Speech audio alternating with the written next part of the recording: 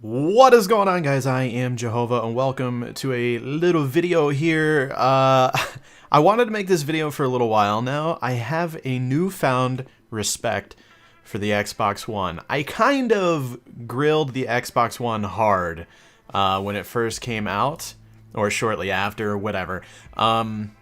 For a lot of reasons, and I want to talk about those reasons, and I want to talk about reasons now that I'm kind of going back on my initial opinion of the Xbox One. So, I have some notes here. We're going to go over those, and we're just going to have a nice little discussion. I hope you guys enjoy, and I invite you guys to the comment section down below to express your opinions and thoughts and impressions about everything that I say and what you think yourself, and, discuss with everybody else. And that's the fun thing about YouTube and my videos and the comment section and everything, is we can have an open forum about a topic, and we can all take part and read each other's opinions and say yay or nay, or worse, you try to keep it constructive and don't get too crazy. But anyways, here we go. Let's get right into it. So, just a little bit of back history. I started out gaming on a PlayStation, but when it came to multiplayer gameplay and shooters, I gravitated quickly and got addicted to Xbox. Everything Xbox. Everything Xbox I loved. The original Xbox was a great console. The 360 was amazing. There was some initial problems, the Red Ring of Death, etc., etc.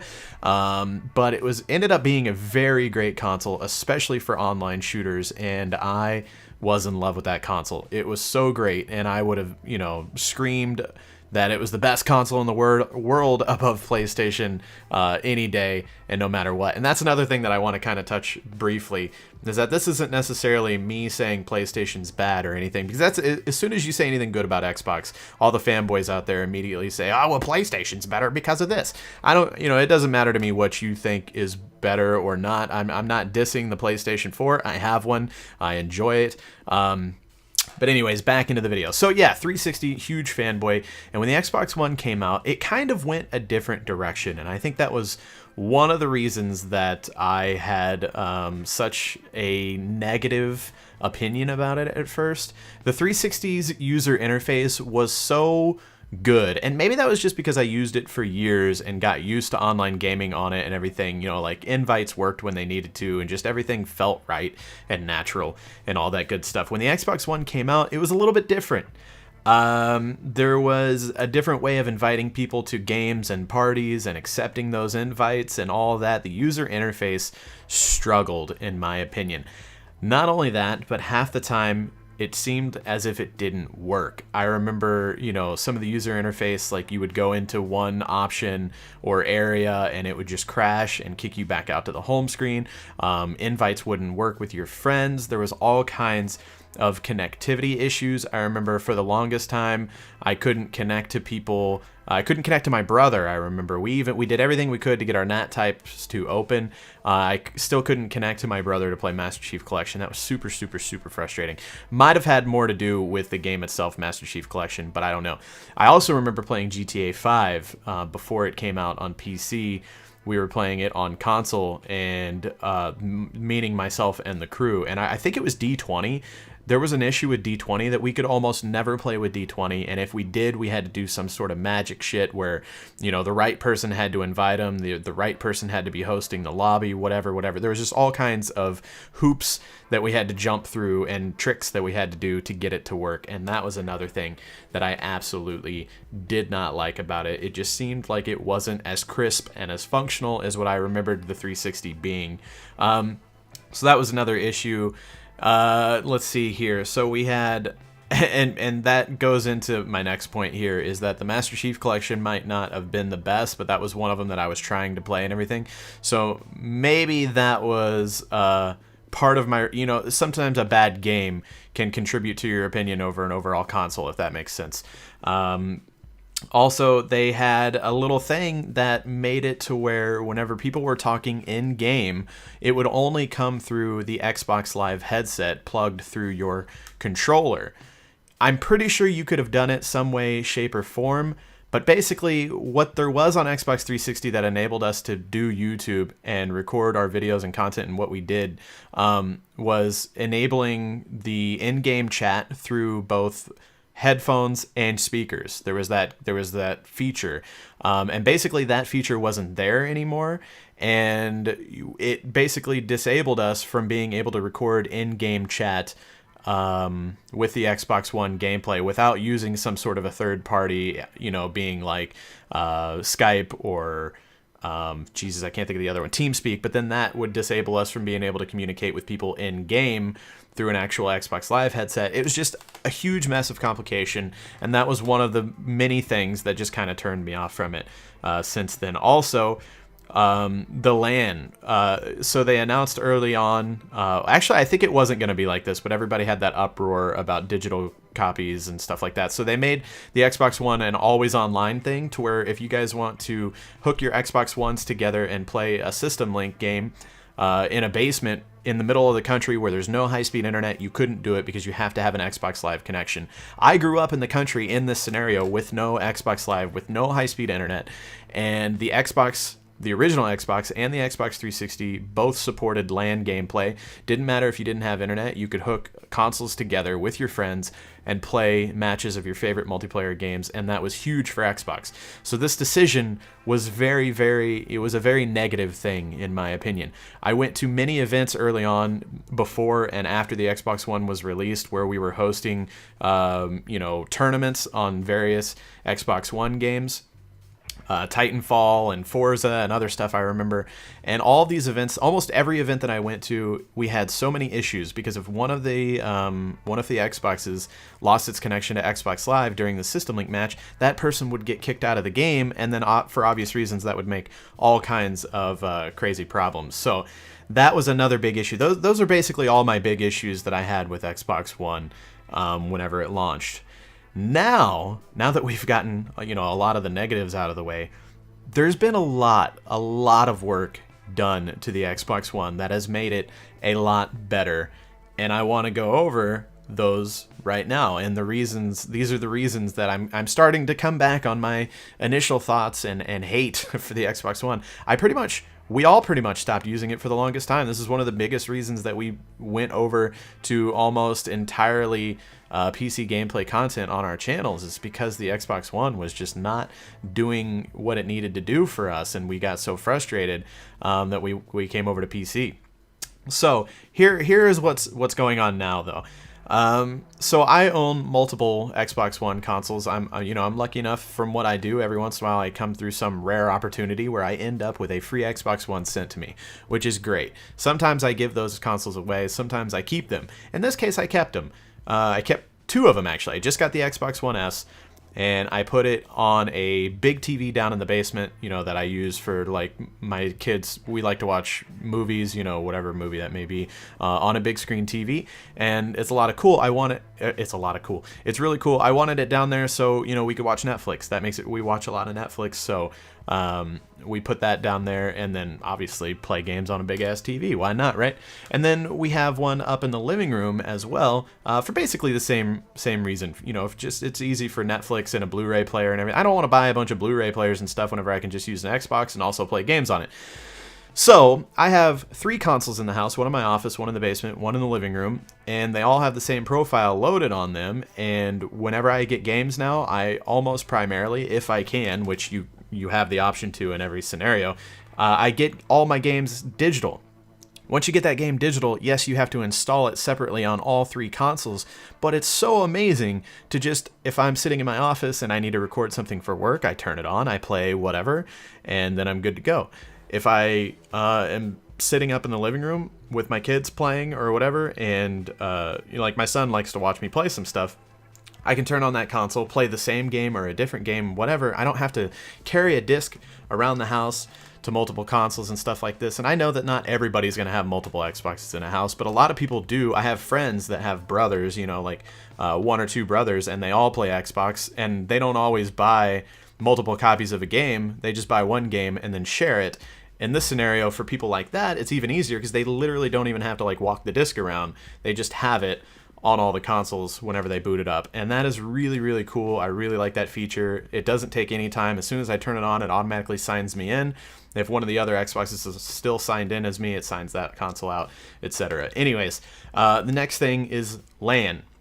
as I was saying, the Xbox One requires the always online thing for LAN, which I do not agree with. Up front, I do not agree with. I wish they would get rid of that. I wish they would just completely disable that feature somehow and allow you to be able to play games whether you have an internet connection or not, and be true to the old Xbox style and what I grew up with LAN parties with my friends and various shooters.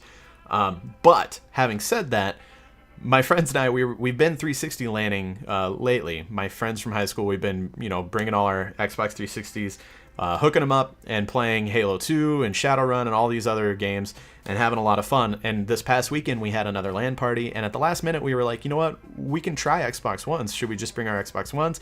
Everybody's like, yeah, sure, bring Xbox Ones. We'll try it. We'll just see if it works. See if we can get it to work. Because the hesitation was being, you have to have internet hooked up and have all the consoles online, as I said.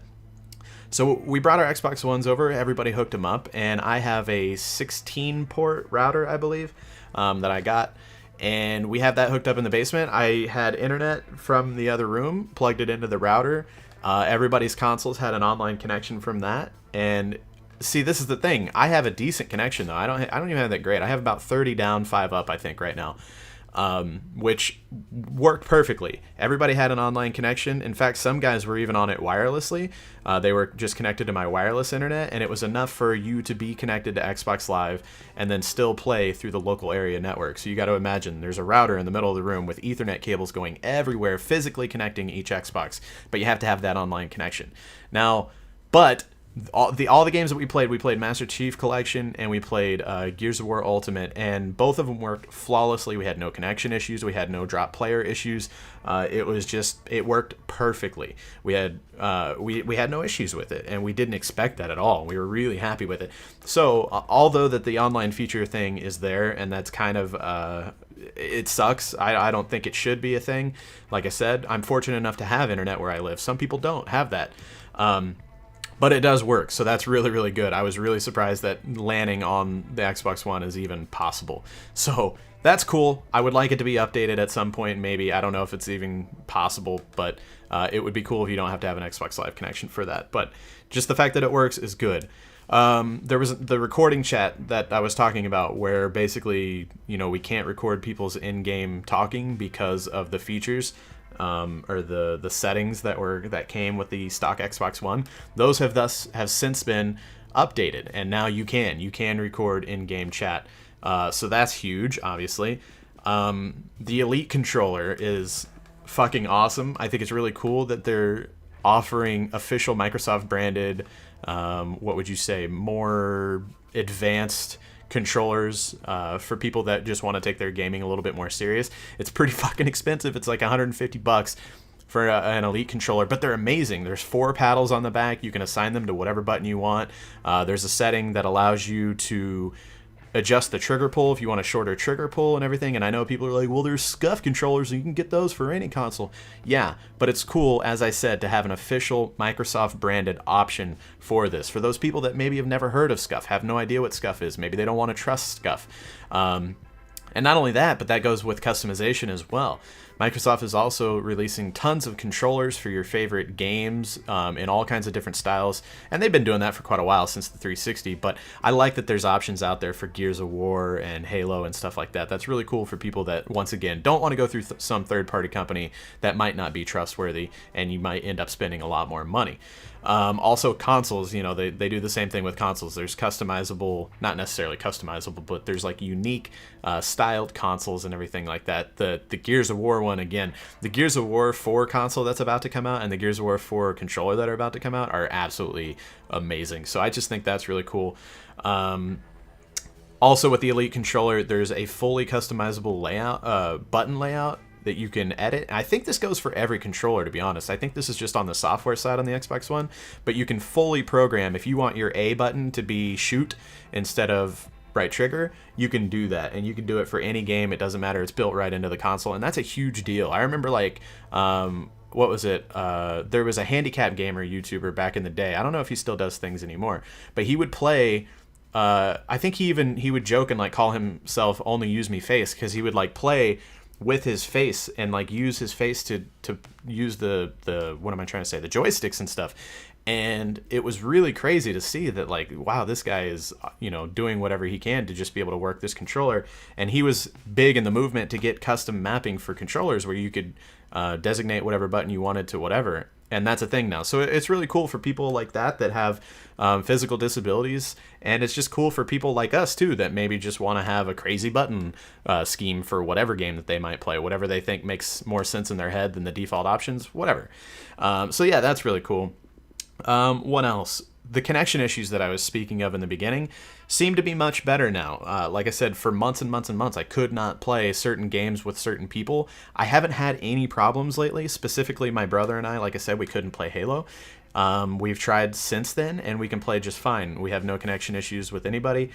I haven't ran into any connection issues as of lately, so I don't know if like the networking or whatever there got better some way somehow, but it seems better, at least in my case.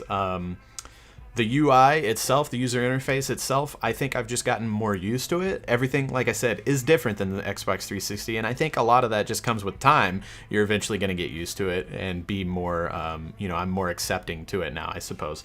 So that's the thing. The DVR.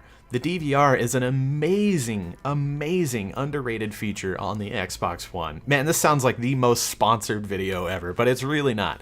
Microsoft is not paying me in any way, shape, or form for this video. Now, I will say that I do have an Xbox Connect, and every once in a while he does hook me up with, some games or whatever. Like maybe the new hardware. I got an Elite controller and stuff like that, but these are my honest opinions. I wouldn't be telling you that if not. I promise you, they're not paying me to say this video, to make this video. Let's see what else. The DVR, yeah. So the reason that I do YouTube today is because I've always been a big gamer, and when things happened that I thought was cool, I always imagined how cool would it be to be able to share that, not only just with my friends that were maybe there playing with me, to be able to relive that moment, but maybe other people too. And that's one of the reasons that I eventually started looking into how to record and where to post that gameplay, and ended up on YouTube and all that good stuff. I can't imagine back in the day playing Halo and Halo 2 and Gears of War and the early Call of Duties and all that stuff for the first time, and being able to have a DVR built into the console. It's fucking amazing. I play Xbox One, and I know that whenever I'm doing it, if anything cool were to maybe happen, all I have to do is double tap that little button and press X, and I'm going to get the last 30 seconds of whatever happened recorded. And that's really cool. Like, I can never miss out on something, that happens. I don't have to worry about like having a recording set up in every room. And it's just really, really cool. Along with that, and you can also, so that's the last 30 seconds if you like double tap and hit record that. But you can also set it up to just start recording, and then I think you can record up to 5 minutes, maybe 10 minutes, something like that. But it's really good. The quality is really good. There's even an app now where you can edit your gameplay and, republish it as a new video. And there's like transitions and intros and stuff like that. You can post the stuff to YouTube straight from your Xbox. It's really, really cool. Also, just the regular clips like I record, if you follow me on Xbox Live, you can watch all the little clips. If I'm doing something in Gears of War and I save a little nice headshot or whatever, you guys can watch my clip. You can leave a comment. You can like the video. You can share it with your friends in an Xbox message. It's really, really cool. It's really cool. It's like a social media for gamers. But not done in like a gimmicky way or whatever. It's just like, oh, something cool happened. I'm going to share this with Billy because I know Billy will like it. Whatever. With that, if you guys want to follow me, I believe you just search my name on Xbox. I'm not exactly sure how it works because I don't follow anybody. I have like 14,000 followers. I don't think I've ever like promoted or anything. But if you guys want to follow me on Xbox One, my gamer tag is I'm Jehovah. IM space JAHOVA. And then when I record clips and stuff, you'll be able to see that on my feed. And like I said, like, comment it, all that good stuff. So if you want to do that, that'd be cool. And then some of those clips I take and I upload to Twitter, and you can see them there too. But yeah, the DVR is just absolutely amazing. In fact, there was that's another thing. While we were LANing, first of all, surprisingly, the Xbox One is actually really good for a LAN party, because in a LAN party for 360s, we have 15 copies, let's say, for every game we play, Halo 2, Shadowrun, Gears of War, whatever. We're like, okay, we played Halo 2 for a while now. Let's play some Gears of War. Everybody has to get up. This sounds ridiculous, but everybody has to get up, take the disc out of their console. We have to hand out all the discs from our box of discs, and then, go put the new one in, make sure we put the old one up, reboot the game, all that stuff. I know it sounds ridiculous, fucking first world problems, but it's so cool to be like, okay, well, we're done with Master Chief Collection, so let's launch Gears of War Ultimate. And it's just like, everybody, you don't have to get up. You go back to the main screen, and you launch the new game from the dashboard, and you're ready to play. It's such a little thing, but it was so cool for guys like us that have been having LAN parties since high school, that it was just a really kind of a neat thing. And also, with the Xbox DVR feature, I've been recording our LAN parties from my perspective since we've been doing them, but none of my other friends have ever recorded anything. With the Xbox One, they can. I'm not the only one that has a neat moment that happens every once in a while. In fact, a lot of my friends have more moments than I do. They're better gamers than I am. So if one of those friends has something cool that happens, all they got to do, double tap, and then hit X, and they record the last 30 seconds, and then we can all watch that clip later from his profile. And it was real. There was a time, and I think I already posted the clip no, I haven't posted the clip to the internet yet, but I will.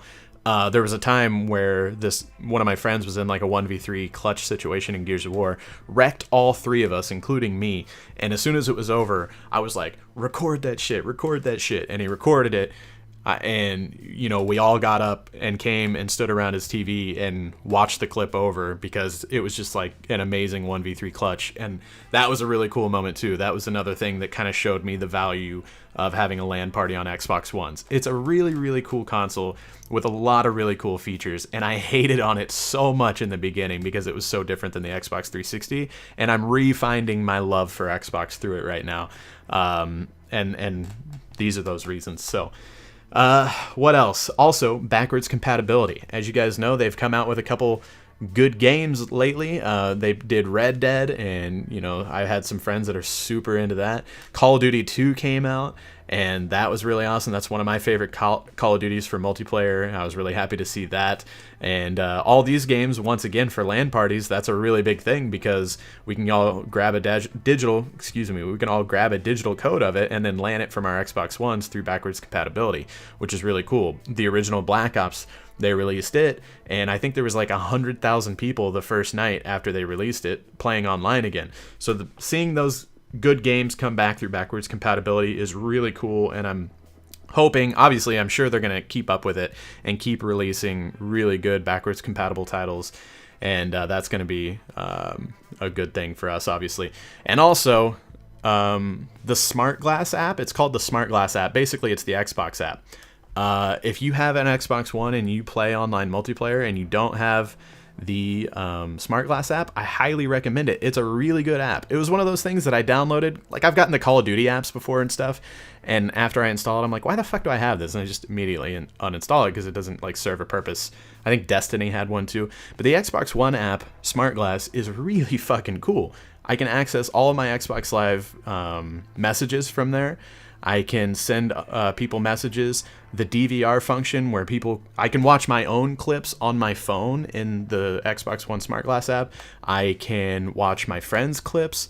I can do pretty much everything that you can do on your Xbox One, you can do in the app, aside from playing video games. Actually, there might be some games that you can play in the app. I'm not even sure 100%, but the store is there. So say I'm out doing something and, my friends are like, dude, such and such is on sale right now, and I don't have the patience to wait till I get home. I can get in the store, buy that game while it's on sale, and if your settings are right on your Xbox One, it'll actually install while you're out. So like by the time you get home, it could be installed and ready to play. It's just really cool. If you have an online code for anything, maybe some DLC for a game that you play or whatever, just any kind of code, you can redeem it through the app. Just little things like this I think are pretty cool. It's a pretty cool feature. And yeah, so those are all my reasons. I think I've pretty much touched on everything. Long story short, I gave the Xbox One a lot of hate at the beginning, and I think I kind of feel bad for that because like sometimes whenever I post something positive about the Xbox, These days people are like, oh wow, man, you used to shit on this so hard, and it got me thinking, like, man, I really did. Like, I felt like I had to give some reasoning as to my opinion on it now, and boy has it changed.